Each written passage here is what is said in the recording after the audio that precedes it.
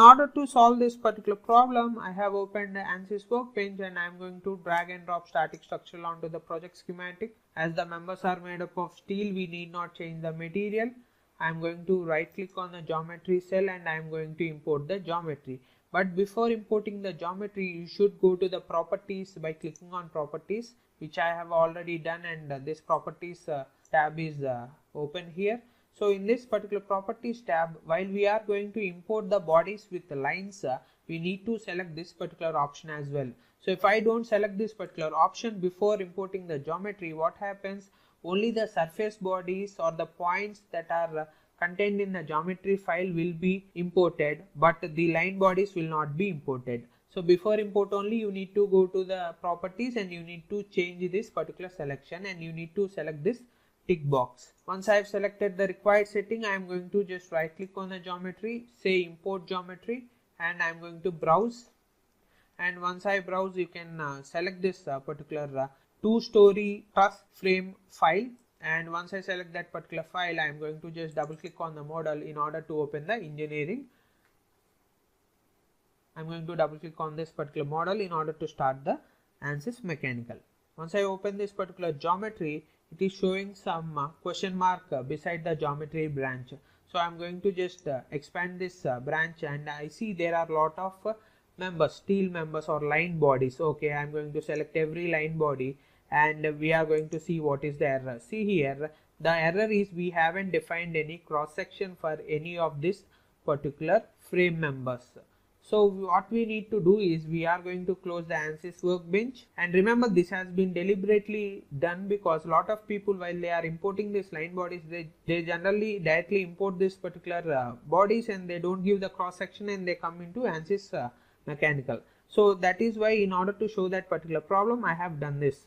Once I have closed this Ansys mechanical, I am going to double click on the geometry cell in order to open design modeler. Now what I am going to do is, as per the specification, this particular members are made up of I cross section.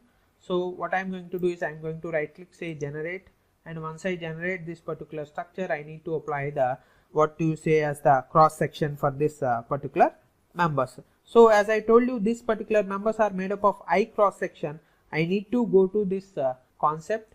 I am going to select the cross sections. In the cross sections, I need to go to the I section. Until now we have seen rectangular cross section. Now we are going to see the I cross section, and once I go to the I cross section, I need to be defining this particular properties for the I section. So if you don't know what W1 means, what W2 means, you can just go to this graphics window to get a reference.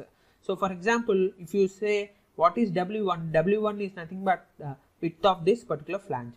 Likewise, say T3 is thickness of this central section. So likewise, you need to give this particular data, and this particular problem is defined in meters, so I need not change the units. So I am going to leave the units to meters, and I am going to enter all these particular properties. The W1 is nothing but 0.1715, and then W2 is also the same 0.1715. Then coming to this one, it is 0.3556, and then this one is 0.0073, and this one also 0.0073, and this one finally this one is 0.0115. So I have entered all the required dimensions of this particular I section, and once I entered this particular section, I am going to expand this particular branch.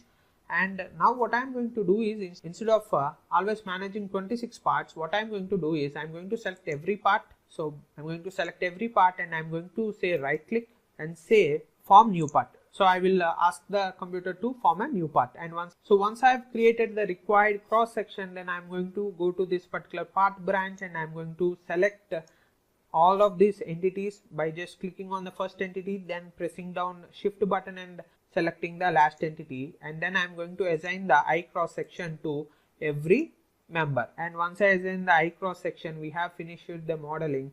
Now what I am going to do is I am going to just close this particular design modeler. Now what I am going to do is I am going to just double click on the model cell in order to open Ansys mechanical, and it is showing that as we have changed the geometry, it is asking us to refresh the data, and we are going to click on yes. Once it has refreshed the data, it will open Ansys Mechanical with all the cross sections applied to the frame members. Now it has opened Ansys Mechanical. So here you can see when you come to the cross sections branch, you can see there is an I section that is applied to all of these members. In the next lecture, we are going to see how to apply the loads, and we are going to post process the results.